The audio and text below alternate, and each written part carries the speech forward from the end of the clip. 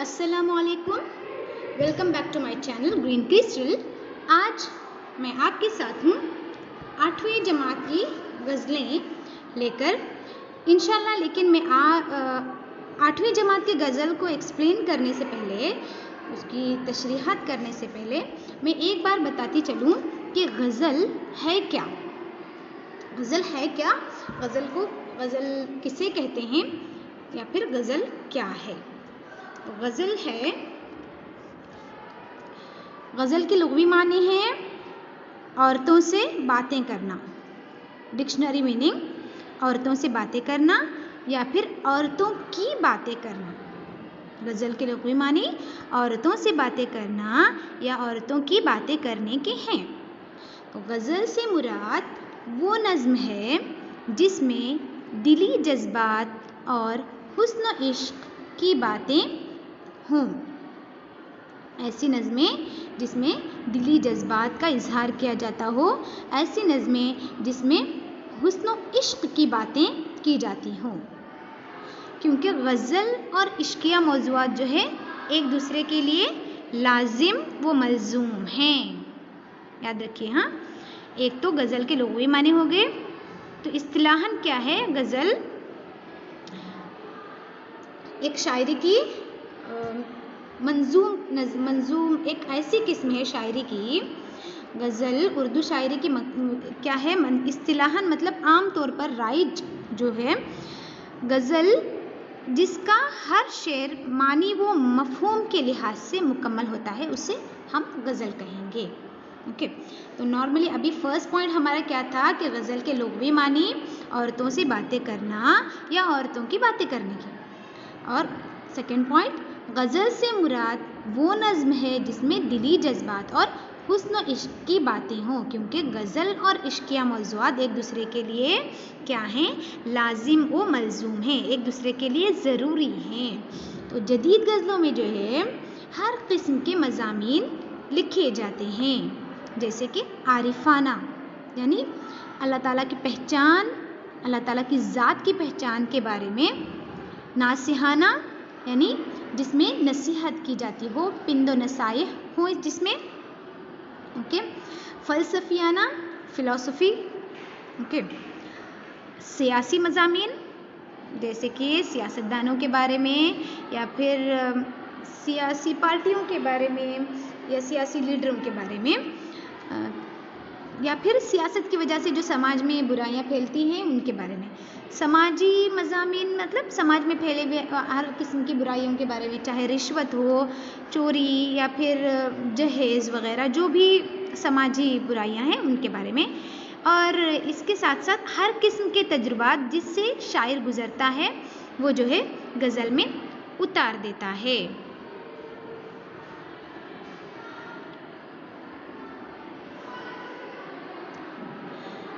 तो ये हो गए हमारे first point, second point, third point. उसके बाद है अगला, गज़ल उर्दू शायरी की मकबूल सिन्फ है।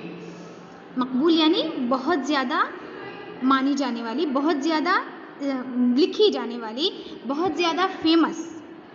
ओके, उर्दू शायरी की एक ऐसी सिन्फ है जो बहुत ही ज़्यादा मकबूल है। ये सिन्फ फ़ारसी और अरबी की देन है। यानी उर्दू में कहाँ से आई है? फ़ारसी से और अरबी से उर्दू में आई है। गज़ल वो मंजूम कलाम है जिसका हर शेर मानी व मफ़हूम के लिहाज से मुकम्मल होता है। क्या है गज़ल? गज़ल का एक मंजूम कलाम मतलब नज़्म है, शायरी है, जिसका हर शेर जो है मुकम्मल होता है, कंप्लीट एक मीनिंग। अगर हम उसको अलग भी पढ़ेंगे तो हमको इनकम्प्लीट मानी नहीं मिलेंगे, एक कंप्लीट मीनिंग उसके हमको हासिल होते हैं। मानी और मफ़हूम के लिहाज से जो है मुकम्मल शेर होता है। नज़मों में ऐसा नहीं होता। नज़मों और गज़लों में क्या फ़र्क है कि गज़ल का हर शेर एक जुदागाना हैसियत रखता है, मतलब कि मुकम्मल होता है, कंप्लीट होता है, जबकि नज़मों में ऐसा नहीं होता। नज़मों में जो है कंटिन्यूटी रहती है। अगर हम नज़्म का एक शेर पढ़ेंगे तो हमको उसका कंटिन्यू कुछ चाहिए होता है, वहाँ पर हम अगला मतलब ये कि उसके आगे या पीछे क्या है ये जानने की हम कोशिश करेंगे। ओके, और एक चीज़ गज़लों का जो है उन्वान नहीं होता। गज़लों में उन्वान नहीं होता है, जबकि नज़्मों में क्या होता है, जिस मौजू पर नज़्म लिखी गई हो, जैसे कि तुम्हारी किताब में तराना दावत इल्म अमल, जिसमें इल्म अमल के बारे में बातें हैं, या फिर मौलाना हाली की वतन हुब्बे वतन, या फिर जुगनू, इकबाल की नज़म जुगनू, जिसमें जुगनू के बारे में बातें की गई, ऐसे जैसे बरखा रुत वगैरह जिसमें बरसात के बारे में बातें की जाती है, वैसे। तो इस तरह से एक उन्वान दिया जाता है नज़मों को, जो कि गज़लों को नहीं दिया जाता उन्वान। ओके, अब आगे क्या बात है कि गज़ल का पहला शेर मतला कहलाता है, जिसके दोनों मिसरों में रदीफ व काफ़िए का इस्तेमाल लाजमी है। अब यहाँ देखिए तुम्हारी किताब में गज़ल का पहला शेर परवीन शाकिर की गज़ल है। पहला शेर, ओके, मुश्किल है कि अब शहर में निकले कोई घर से, दस्तार पे बात आ गई होती हुई सर से। तो यहाँ पर ये घर और सर क्या हैं, काफ़िए हैं, और ये से जो लफ्ज़ हैं यहाँ पर रदीफ़ हैं। तो गज़ल का पहला शेर हमेशा क्या होता है, जिसके दोनों भी मिसरों में, पहले मिसरे में भी दूसरे मिसरे में भी क्या होता है, रदीफ़ और काफ़िए दोनों का इस्तेमाल होता है। यानी मतला जो है हम काफ़िया और हम रदीफ़ होता है। कभी कभी जो है दूसरे मिसरे में भी, दूसरे शेर में भी ये इल्तिज़ाम बरता जाता है, यानी इसी तरह का तरीक़ा लाजिमी तौर पर दोनों जगहों पे जो है, दोनों मिसरों में जो है रदीफ़ और काफ़िए का इस्तेमाल किया जाता है। और हम ऐसे शेर को हम क्या कहेंगे, हुस्न मतला या फिर मतले सानी कहेंगे। ये जो मतला है ना, मतला जो है अरबी ज़ुबान का लफ्ज़ है, इसके लुग़वी मानी क्या है, तुलू होना, सूरज का तुलू होना जानते हैं ना, तुलू होने की जगह को मतला कहते हैं। यहाँ पे गज़ल की इब्तिदा यानी गज़ल स्टार्ट हो रही है, शुरू हो रही है, तो गज़ल का जो इब्तिदाई शेर, जो पहला शेर होता है, उसको हम मतला कहेंगे। ओके, और गज़ल की तमाम अशार के मिसरे सानी में, गज़ल के जो है बाकी तमाम अशार के मिसरे सानी में काफ़िया और रदीफ़ होते हैं। ओके, गज़ल के तमाम अशार में, अब यहाँ पर परवीन शाकिर की ही गज़ल लीजिए, पहले मिसरे को छोड़कर दूसरे मिसरे को देखो, यहाँ पर सर से है तो यहाँ पर तर से, शजर से, आगे डर से। तो पहला मिसरा रदीफ़ और काफ़िया की बंद से आज़ाद होता है, लेकिन दूसरे मिसरे में जो है रदीफ़ और काफ़िए की जो है पाबंदी की जाती है। अब ये रदीफ़ क्या है और काफ़िया क्या है? रदीफ़ जो है, रदीफ़ मतलब ऐसे, रदीफ़ से पहले मैं काफ़िया के बारे में बताती हूँ। काफ़िया यानी हम पीछे पीछे आने वाला लफ्ज़ या फिर बार बार आने वाला ऐसा लफ्ज़ जो कि हम वज़न हो और हम आवाज़ हो, सर, तर, शजर, डर, सफ़र, गुज़र, घर, यहाँ पर। ओके, तो ऐसे अल्फाज को हम क्या कहेंगे, जो कि दूसरे मिसरे में रदीफ़ से पहले आता है और जो हम वज़न होता है। ओके, हम वज़न होता है, कभी कभी हम आवाज़ भी होता है, इसको हम काफ़िया कहेंगे। अब इसके बाद जो है रदीफ़ क्या है? रदीफ़ काफ़िए के बाद इस तरह से जुड़ा हुआ लफ्ज़, जैसे कि घुड़सवार के पीछे बैठने वाला, एक घोड़ा है उसके ऊपर बैठा घुड़सवार, और घुड़सवार के पीछे जो शख्स बैठा है वो एकदम लग के चिपक के बैठा होता है, ओके, ताकि गिरने न पाए। तो इस तरह से काफ़िया, रदीफ़ भी जो है काफ़िए के पीछे जुड़ा हुआ होता है, काफ़िए के नेक्स्ट रदीफ़ इसी तरह जुड़ा होता है जैसे घुड़सवार के पीछे बैठने वाला, और उसके रदीफ़ के जो है लुग़वी मानी भी घुड़सवार के पीछे बैठने वाला ही होते हैं। तो काफ़िए के बाद बार बार दोहराए जाने वाले अल्फाज को हम क्या कहेंगे, रदीफ़ कहेंगे। एक और चीज़, रदीफ़ जो है एक लफ्ज़ से ज़्यादा हो सकता है, लेकिन काफ़िया एक लफ्ज़ से ज़्यादा नहीं होता है, काफ़िया एक ही लफ्ज़ का होता है हमेशा।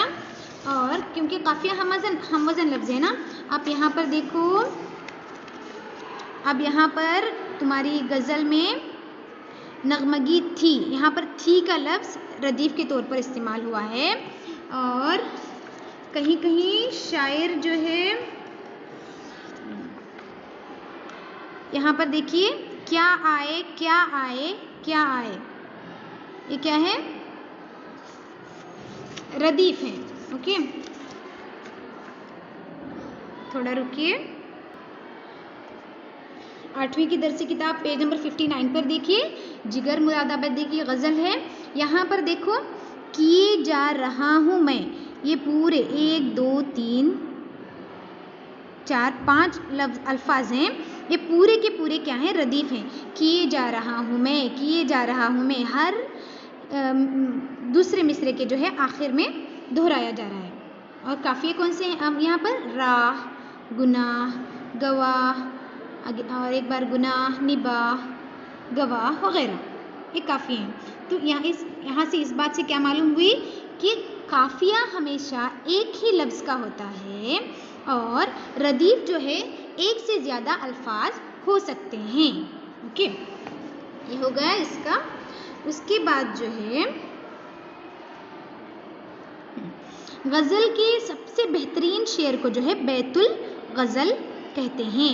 यानी बहुत सारी डिफरेंट गज़लें होती है, तो हर गज़ल में जो है कोई एक शेर हमको बहुत अच्छा लगता है, जिसके मानवी एतबार से हमको जो है बहुत अट्रैक्ट करता है, या फिर उसमें कुछ ऐसी बात होती है कि हम उसको बेहतरीन शेर करार देते हैं। तो ऐसे शेर को हम क्या कहेंगे, बैतुल गज़ल। बैत यानी शेर, बैतुल गज़ल गज़ल का सबसे बेहतरीन शेर। ओके, और एक चीज़, गज़ल का आखिरी शेर मक्ता कहलाता है, जिसमें शायर अपना तखल्लुस इस्तेमाल करता है। अब ये जो मक्ता है ना, गज़ल का आखिरी शेर है। यहाँ पर जिगर मुरादाबादी के गज़ल में जैसे कि आप देख रहे हो, मुझसे अदा हुआ है जिगर जुस्तजू का हक़, हर ज़र्रे को गवाह किए जा रहा हूँ मैं।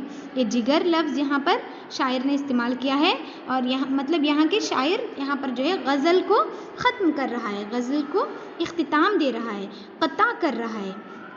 मक्ता यानी काटना, काटने की जगह को मक्ता कहते हैं लुग़वी माने के हिसाब से। तो क़ता कर रहे हैं, यहाँ पर गज़ल को ख़त्म कर रहे हैं शायर, तो इस वजह से शायर जो है इस शेर में अपना तखल्लुस आम तौर पर इस्तेमाल करते हैं। हर बार कभी कभी कोई शुअरा इस्तेमाल नहीं करते, वैसे ही गज़ल को ख़त्म कर देते हैं। अब एक बात और कि तखल्लुस क्या होता है।